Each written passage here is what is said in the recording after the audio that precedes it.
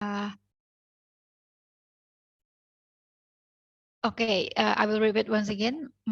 Good afternoon, ladies and gentlemen. Welcome to room 5 of parallel session 4 of LLTC 2022. Let me introduce myself. My name is Desya, and I will be the person in charge in this room. I will also act as a timekeeper and will be reminding the presenter verbally 2 minutes before the time is up. In this parallel session, each team will have 15 minutes to present, and the question and answer session will be placed on the 15 minutes of this session. And each presentation will be moderated by the next presenter, and the Q&A session will be moderated by the person in charge. All right, so without any further ado, let us begin with the first presentation by Ms. Meta Lesmiati, Ms. Nurdini Ferianti, Ms. Wawat Srinawati from SDKIP Muhammadiyah Bogor, Indonesia, which will be moderated by Ms. Lina. Is Ms. Lina here? I guess Ms. Lina is not here yet. All right, so let me be the moderator of your presentation. Okay, so Ms. Meta and Ms. Nurdini, the screen is yours. Thank you so much, Ms. Fabiola Desya, as PIC for today's presentation parallel session. I'm so sorry I couldn't on my camera. Yeah, in case that I have problems with my networking. And allow me to share.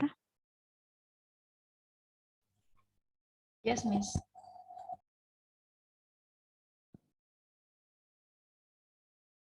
Is it already appear in your screen? Yes. Is it my voice clear enough? Yes, Miss. Your voice is Okay. clear enough. Thank you so much. Bismillahirrahmanirrahim. Assalamualaikum warahmatullahi wabarakatuh. Good afternoon, Bapak Ibu, ladies and gentlemen. Today we would like to share the information about, introducing English to young learner through educational bilingual game tools or APE. And there are three presenters for today. Me, myself, Meta Lesmiati Hasyar, Nurdini Ferianti, and Wawat Sinawati. We are from STKP Muhammadiyah Bogor. Thank you so much to all the committee of LLTC 2022 and also all the participants. Thank you for joining this session. Okay, great. So our menu or our topic today is we just focus on young learner and then how to introduce English language by using educational bilingual games tools, APE. And then we use ADDEA models to know how the implementation, how to create these tools. And our target, of course, preschool or kindergarten students as young learners. And in line to English language, we want to know how the process of teaching and learning or introducing English language to the young learner and focus on fun learning. When we try to create and also propose the APE or educational bilingual game tools, we try to collaborate with teacher, parents, also the student itself. And focus of our research, of course, the design process, and then continue to the learning process, and the last one, the use, how the process of making bilingual educational game tools, and then how the learning process itself, the young learner learning process, and then continue to the use of bilingual educational game tools or IPE. We do hope that this ongoing research can contribute the first to increase the knowledge of teachers or prospective teachers and parents. And also we want to elaborate, we also want to work together collaborate with the parents, the teachers about how to design of bilingual educational game tools. And then we try to figure out to portray the process of learning, and then evaluation of learning for the introduction of English as well as being an alternative choice of teaching materials, APE, which can be used in the classroom and at home by teachers, parents, and children. The next one, based on the references that we got from English for Primary Teachers by Slattery and Willis. So the characteristic of young learners under 7, yeah, we can read from the slide, acquire through hearing and experiencing lots of English in much the same way they acquire the first language. The second one, this is the main part, actually the point that we want to share to all of us: learn things through playing. Yeah, fun learning by learn and play. And then love playing with language sounds, imitating and making funny noises. And then not able to organize their learning, not able to read or write in the first language. And then important to recycle language through talk and play. And their grammar will develop gradually on its own when exposed to lots of English.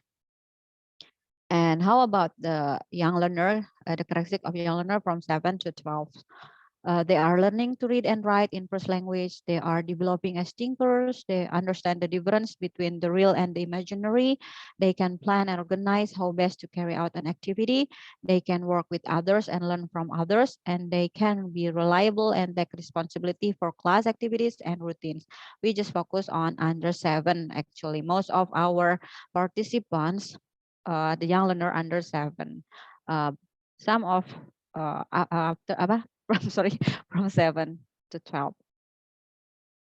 Okay, and we just found out that misconceptions in teaching approach to younger learners can lead to failure based on Mustafa at 2000 year. So the teacher tend to approach the teaching learning process and employ teaching methods and techniques for the teaching English to young learners in exactly the same way as they will teach adults. So actually, many teachers use the teaching method or perhaps technique strategies almost the same as they will teach adults. And then the second misconception, the children learn second or foreign languages quickly and easily. This is the misconceptions. And then the younger the child, the more skilled in acquiring a second language or foreign language. And continue, the more time students spend in second language or foreign language context, the quicker they learn the language. The last one, all children learn a second language or foreign language in the same way. So this is the one misconceptions based on Mustafa. So actually, we can read here based on the Mustafa. So adolescents and adults perform better than young children under control condition, except pronunciation and so on. And Oyama in Fincher 2006 found that the earlier a learner begins a second language, the more native-like the accents he or she developed. Some children are outgoing or sociable and learn the second language quickly. They do not worry about mistakes, but use limited resources to generate input from native speaker. And the last one, the increase in exposure to English does not necessarily speed the acquisition of English. So this is we just present the misconceptions and also our response based on the research result. So we need to focus when we want to use APE or educational bilingual game tools. We pay attention to this information from Fun Learning Philosophy from Fun Academy. Learning is fun when one, you love what you do. The children love what they do. The second, the children can choose how they learn. Or you can choose how you learn. The third, you feel safe. The students feel safe. The fourth, it becomes a healthy addictions. The fifth, you are appreciated for who you are. The sixth, the environment is inspiring. And seven, it is fun to fail. So this is become our philosophy in implementing or in propose our project APE. and we use ADDEA models. So we analyze the situation and understand the gaps, continue to design the APE and develop the games also, uh, the media that we need to use, and then we implementation, and the last one, evaluation.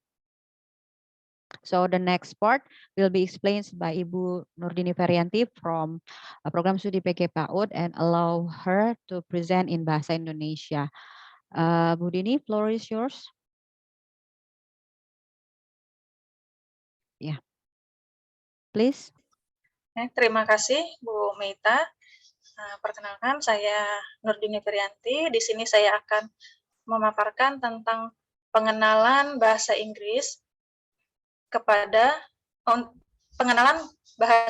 untuk anak usia dini melalui alat permainan edukatif di bahasa Indonesia dan bahasa Inggris.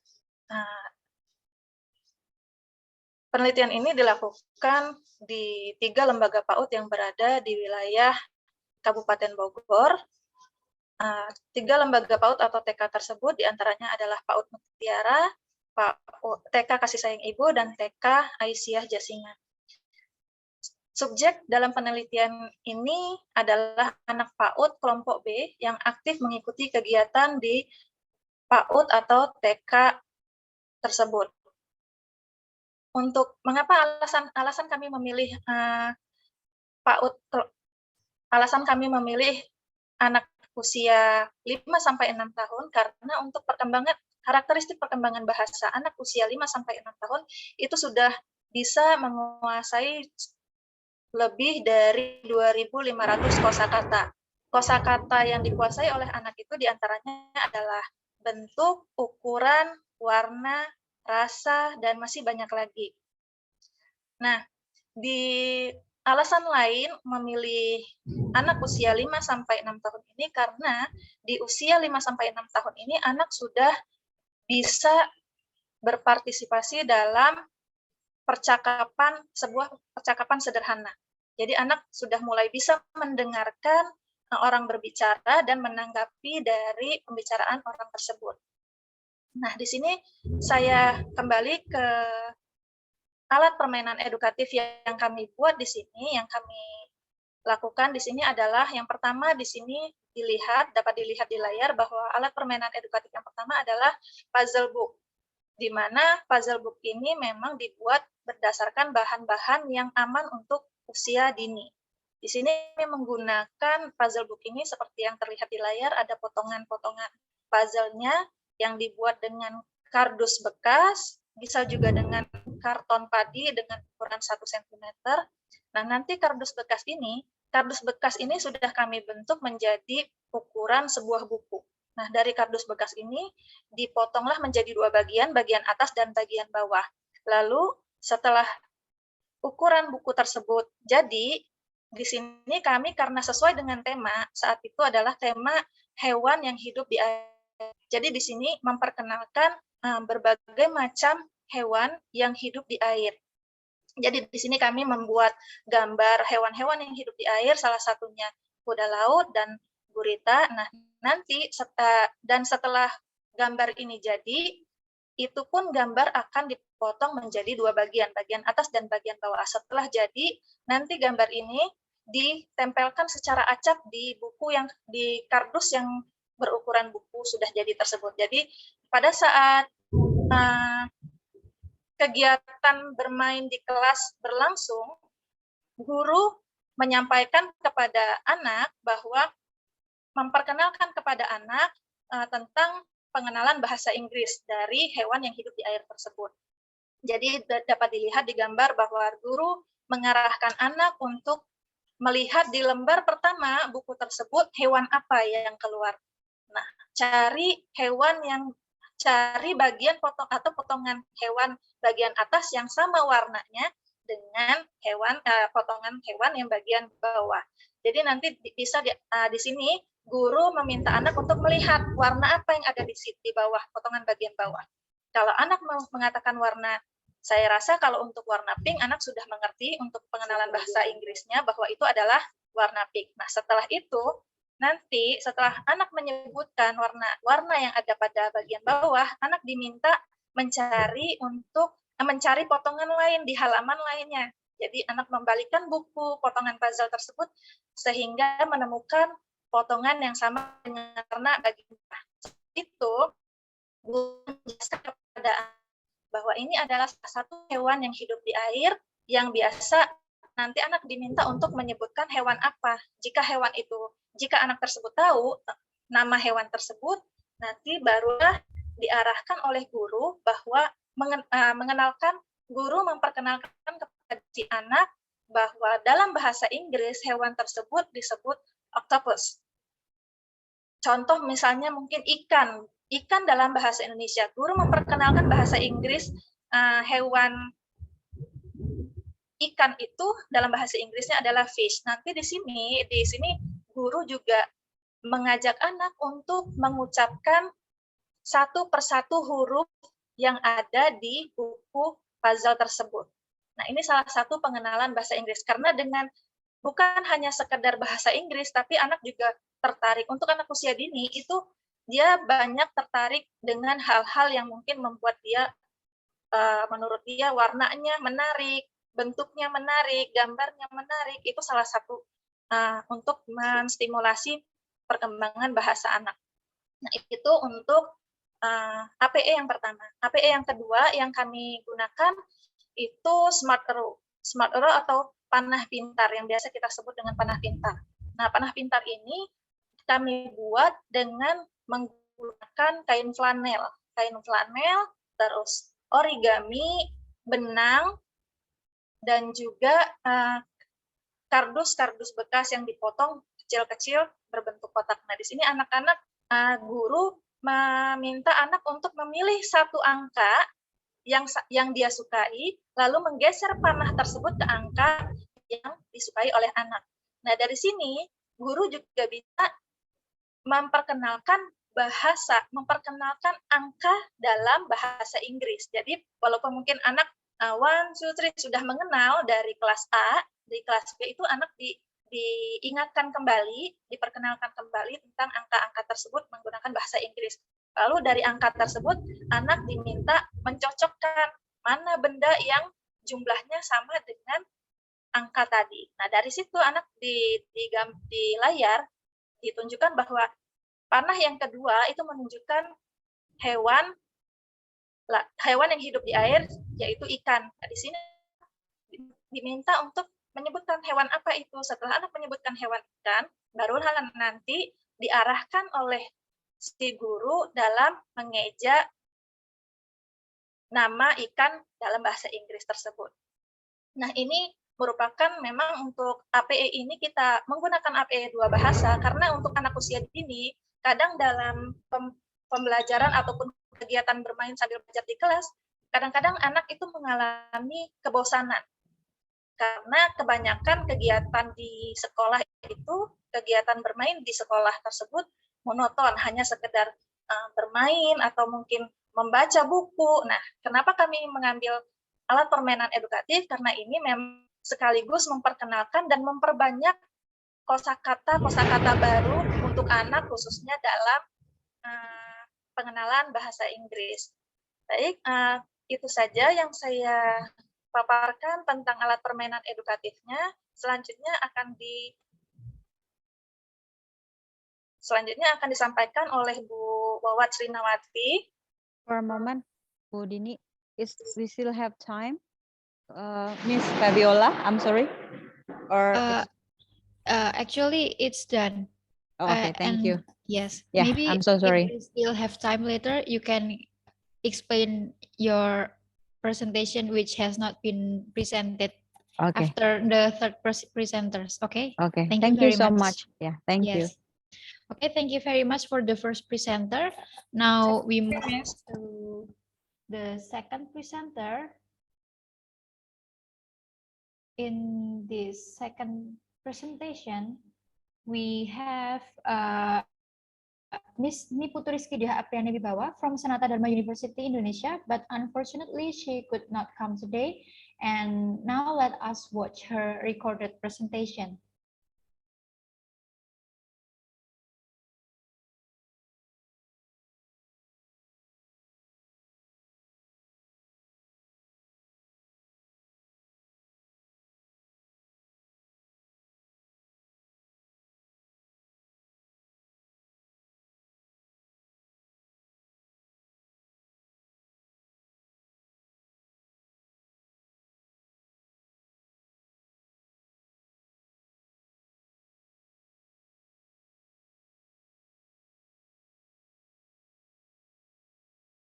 moderator, presenters, and also beloved audiences. Thank you so much for the opportunity. My name is Niputu Rizkydia Apreni Wibawa, Dia for short.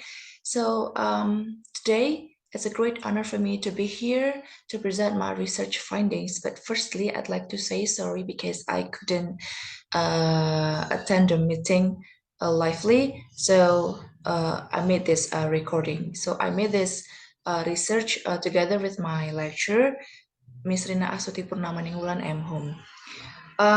Well, the title of my research is Investigating Teachers' Perception Towards Online Peer Feedback Tools Using Technology Acceptance Model.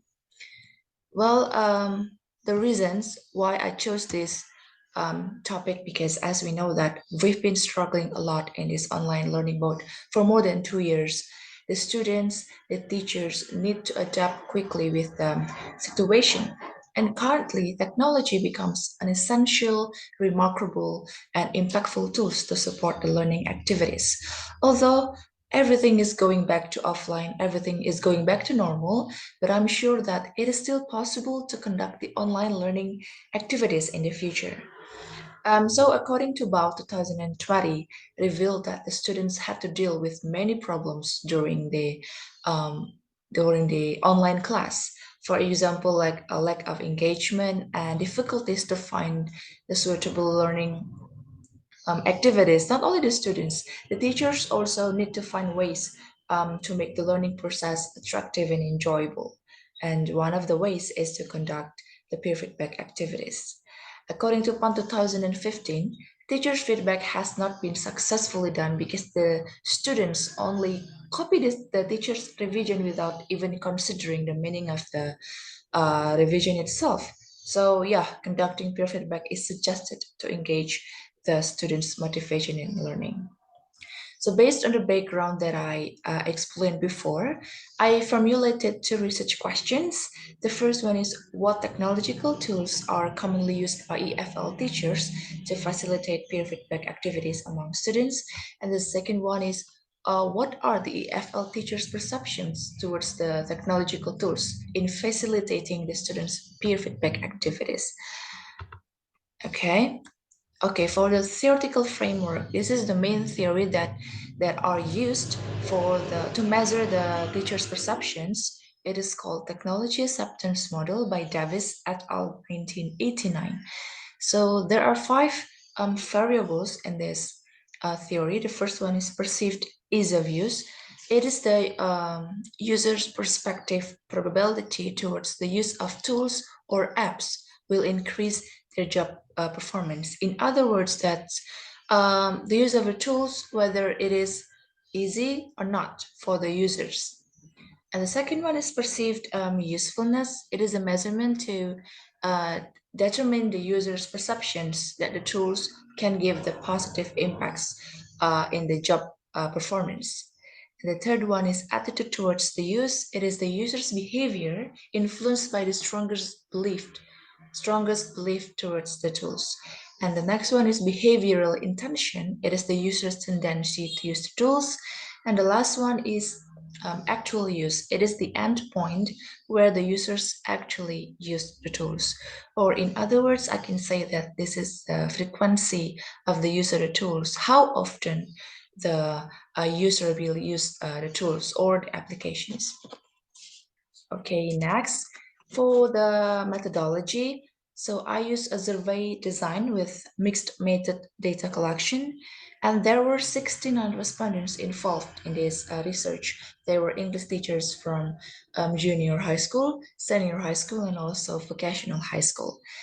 For the instruments, I used the online questionnaire and also an interview. Okay, for the research finding, the research question 1 revealed that the vast majority of the respondents, with 60.9% with 42 respondents, admitted that Google Classroom was the most frequently used for online peer feedback activities. The second most frequently used tool was followed by Google Docs with 11.6% and 8 respondents. And the last one is WhatsApp with 8.4% and 6 respondents. So actually, I provided 9 apps and 9 webs. Here they are Google Classroom, Padlet, Jamboard, Google Docs, LMS, Quizzes, WhatsApp, web-based, and Edpuzzle. But these free tools are the most commonly used by the teachers. Okay, that was for the research question number 1. For the research question number 2, it is related to the teachers' perceptions towards the use of the tools. So the first one is, it can be concluded that perceived ease of use got the highest mean score with 3.39, which indicated that Google Classroom provided easiness for the teachers and also students when conducting online peer feedback activities. And it was followed by the second highest criteria. It was a perceived usefulness with 3.20 that reflected Google Classroom provided some advantages for the teachers and also for the students. For the second one, it is a Google Docs. So as we can see here, the highest mean score was actual use with 3.33, and the second highest criteria was perceived usefulness with 3.20. And for the last one, it is WhatsApp. It is, as we can see, that perceived ease of use got the highest mean score with 3.37, which indicated that WhatsApp can be accessed easily, provided easiness for the teachers and also for the students while conducting the online peer feedback activities. And the second highest criteria, it is a perceived usefulness with 3.22, and it means that WhatsApp provided some advantages for the teachers and also for the learners. Okay, next. Oh, this is for the interview results. So for the perceived ease of use, there were 2 respondents who respond. The first one is respondent 1, said that Google Classroom does not take up so much space in the student's schedule. And the respondent 6 mentioned that WhatsApp can be accessed easily. For the perceived usefulness, there were 3 respondents. The first one is respondent 2 mentioned that Google Classroom helps the students to enhance their listening, speaking, and writing skills. Respondent 3 said that Google Classroom allows the students to learn from each other by giving comments. And the last one is respondent 5, said that Google Docs helps me to work efficiently while conducting peer feedback activities. And for the actual use, respondent 5 mentioned that I use Google Docs for more often than other apps to facilitate the peer feedback activities. Okay, for the conclusions, there were 3 technological tools are commonly used to facilitate students' peer feedback activities. They were Google Classroom, Google Docs, and WhatsApp.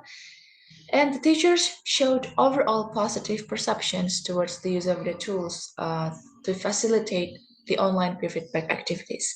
And the last one is the most preferred tools for online peer feedback activities are those that perceived to be easy to use, practical and useful, and can be actually used. And for the recommendations, of course, this research can be helpful and impactful for some parties. The first one is EFL teachers. It helped the teachers to enhance the knowledge and gain information about the tools or apps or websites for online peer feedback activities. And the second one is EFL students.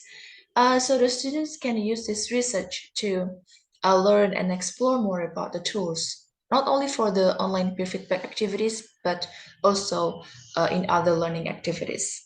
And the last one is future researchers. Of course, this is very helpful for the future researchers to explore more about the tools for online peer feedback activity and hopefully in other learning contexts.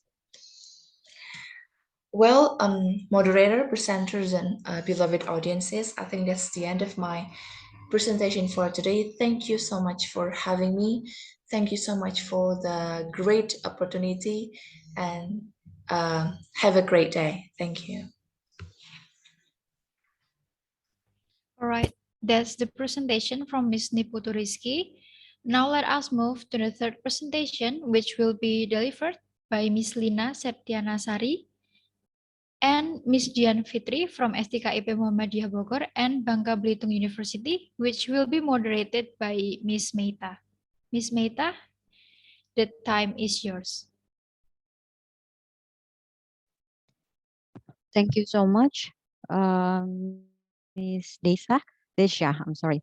Okay, without any further ado, the next presenter, Ms. Lina Septianasari and Dian Fitri K from STKP Muhammadiyah Bogor, Indonesia, and also Universitas Bangka Belitung, Indonesia.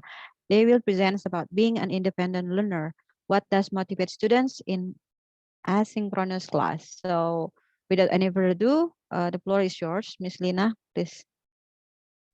Okay, thank you so much, Ibu Mita. And give me a second, Bapak, Ibu.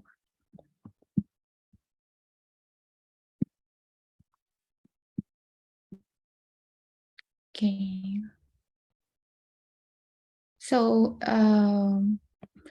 in this occasion, I and Ibu Dian Fitri will present the result of our research entitled Being an Independent Learner, What to Motivate Students in Asynchronous Class. But because Bu Dian has another business, so I will be the one who will present the result of our research.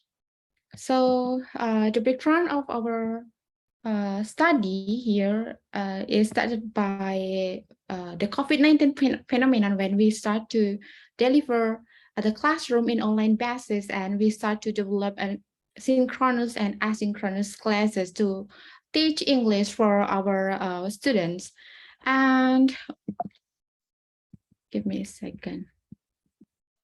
Okay, so we read some studies about asynchronous classes, and we found out different results from Prasojo and Sri Sudarso research about the effectiveness of asynchronous class, and Demirtas and Turk research in asynchronous class. Yeah, one said that asynchronous class is not effective enough to teach English in a classroom or to teach language in a classroom setting. But the other research also proved that asynchronous class can still be effective to be used in microeconomics class. So based on the different results from the previous study, we want to investigate more how our asynchronous class will be studied in this research. And because of the effectiveness of asynchronous class, one of them can be affected by the motivation of the student. So we want to observe deeper how motivation from the student in learning English can be boosted to have an effective asynchronous class. So in our daily basis in teaching our students, we prepare some contents or elements in our LMS. So in material, we provide lecture note, external link, internal video created by the lecturer, and also external video taken from YouTube as the additional material for our students. And after studying the material, the students will be asked to complete some weekly assessment, like by answering the quiz or giving their response in discussion forum, and also completing the assignments. We set the assessment by using case-based approach and also a project-based approach.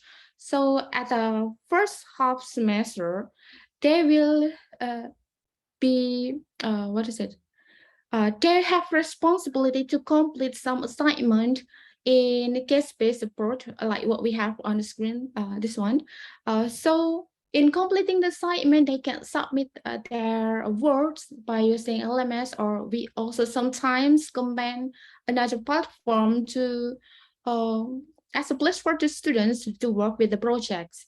And this one is an example of case-based approach that we ask the student to complete within the given time in asynchronous class.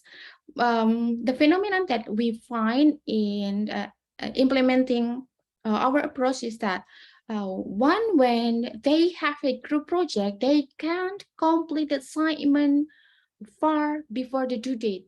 But when we give individual project to our student, yeah, mostly some students will submit the assignments very close to the deadline.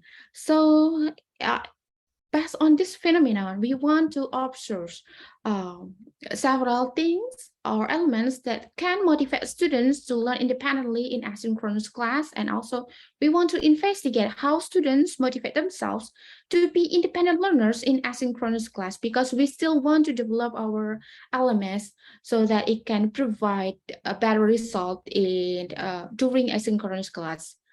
Well, this is our method. The population of our research is around 477 students taken from one study program in our university.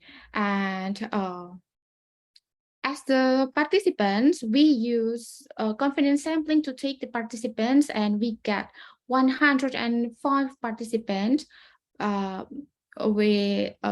who already give the response in our research, and we use questionnaire and interview to collect the data. And in analyzing the data, we use descriptive approach. This is our findings and discussion based on the questionnaire and also interview we have. So we observe the most favorable learning source used by the student during asynchronous class. We provide some learning source from lecture notes, internal video created by the lecturer, and external video taken from YouTube, and also external link or website which is relevant with the current topics they have in every week. And the results show that most students or most respondents agree that they feel more motivated when they learned the topic, the weekly topic based on what is provided in LMS from the lecture notes or from internal video given by the lecturer. Yeah, they rarely use external video or external link to sharpen their understanding in the given topics in every week. Also, the most favorable type of assignment chosen by the respondents are both in individual assignments and group assignments. But my students do not really like when they have to work in a peer or work in the, one partner only in one group. And the most favorable assessment in asynchronous class is quiz, discussion forum, and assignments. So actually in completing the quiz, they will spend around 15 minutes to complete the question and to answer some question in our LMS. But in completing the assignments, of course, this is like a big project for them, and they will need more time to complete the assignments. Maybe this one become one of the factor that affect their choice in choosing the most favorable assessment on LMS, and we need to evaluate it later in other research. Well, we also use Likert scale to dig deeper about factors that affecting motivation of students in being an active student during asynchronous class. Well, based on the result, we can see that what highly motivates students in asynchronous class are the learning video provided by the lecturer and also lecture notes given to the students, yeah, in accordance with the given topic, of course. In interview we conduct to our students, they argue that it is easier for them to understand what the teacher or the class lecturer gave in learning videos or lecture notes. So they rarely access the external source in sharpen their understanding. in their weekly topic discussion. And other factors that can affect their motivation in asynchronous classes about the time allocation on the duration in completing the assignments, each assignments for each meeting, because they have a lot of assignments from other lecturer as well, so they get difficulty in completing the tasks in line with the given deadline. Well, other factors that motivate them in joining or being active in asynchronous class is by flexible learning time given by the lecturer. Commonly, we give 5 days or a week for the students to complete all of the activities on LMS, so that they can choose the right time to complete assignments, to study the material in every week. So if they can't complete the assignment in given time based on the regular schedule given by the university, they can still complete assignments in other time based on the given deadline that we provide on LMS. Yeah. The next one about instruction as well. Instruction also affect students' motivation in asynchronous class. The clearer instruction given by the lecturer, the more motivation the student will have to complete each assignments. Yeah, and also the last one. Yeah. In what is it? In asynchronous meeting, we usually combine some platform to complete each weekly activity by using LMS, Whiteboard, Jamboard, Padlet, and many other platforms. And we ask the student whether the use of various platforms also affect their motivation, and most students agree that they feel more motivated when the lecturer combined the platform, not only by using LMS, but the lecturer also need to use another platform so that they can feel more motivated in completing the task or in learning the given material. Next one, we take 15 students as the respondent in our interview, and we give them 3 structured questions during the interview, and this one is a short result from the interview. We ask them, is there any particular things that might demotivate the student in asynchronous class? And respondent 4 answered that the things that demotivates the respondent in asynchronous class are the distraction from internal factors such as their bad time management, being carried away by laziness, and the number of assignments given by the lecturer, not only from their English lecturer, but also from other courses they take in the semesters. Also, the second question, what did you do to escalate your motivation in completing the learning activities during asynchronous class? Respondent 8 answered that he or she tried her best to not postpone completing the assignments, and also they replay the video not only once but twice or maybe more to understand about the material, the given material on LMS. Yeah, and some students admit, some of our respondents admit that they need to force themselves to be more disciplined in completing the activities during asynchronous class. That's one of many ways they do to motivate themselves in asynchronous class. And also the last question for them, how would you beat your laziness when you felt demotivated in asynchronous class? Well, one of many respondents say that by having good time management can help them in decreasing their laziness. Yeah. So respondent 6 say that once I feel so lazy, I would take a break to play some games before going back to the track. It means that they will throw away their stress, their laziness by spoil themselves playing games, and after spending one in a particular time, they will go back to LMS and completing the assignments or activities they have on LMS. And this one is our conclusion. A well-prepared materials help students to improve their learning motivation in asynchronous class. And moreover, the findings show that the students were more interested in learning from lecture notes and internal video prepared by the class lecturers rather than using the external sources.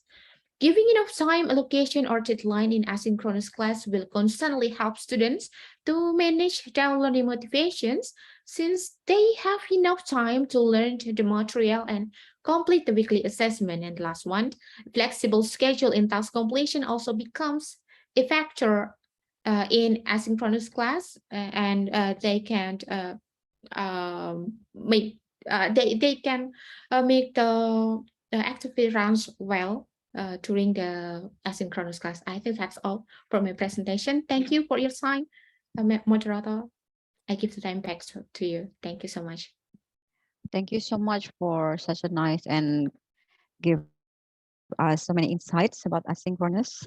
Thank you so much, Lina Septianasari. And of course, I will bring back the session to the IC, Miss Tasha.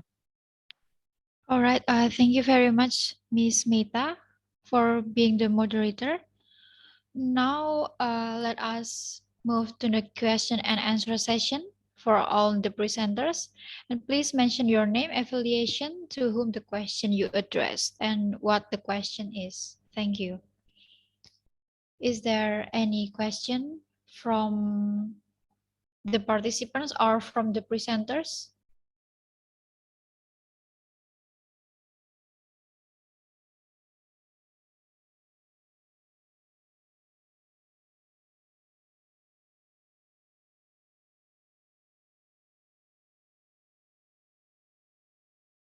All right then, if while waiting for the other questions, I would like to ask to the first presenter, Miss Meta.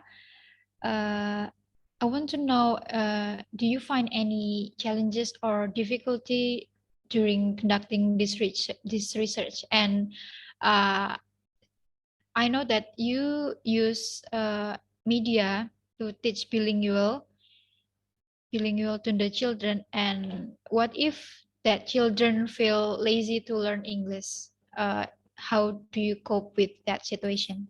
Thank you. Okay. Thank you so much. Speaking of our experience about how to uh, share the information about APE or bilingual education game tools to the students, the participants, the respondents, we could say it. Yeah, there are so many obstacles, of course, problems. We need to know the character of each student is also different. The young learner, as we know, sometimes they do not want to stay still in one place. So they're always moving around. So actually, if we want to, of course, we try to observe and also ask the teachers about when exactly the right time for them to learn. For example, if the situation is not support or the times for us to share the information about IPE to the students introducing the English is not right, we will not try to have some activities or games with the student. So it means that we observe first and then we try to know more about the participants' need. For examples, when actually we need so many times,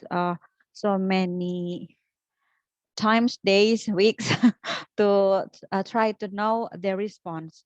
So if we find obstacle, we do not continue the project. We do not share, or we do not share the information to the teacher, and the teacher do not use these APE games, and they prefer to have outdoor classes or other activity, not use the APE.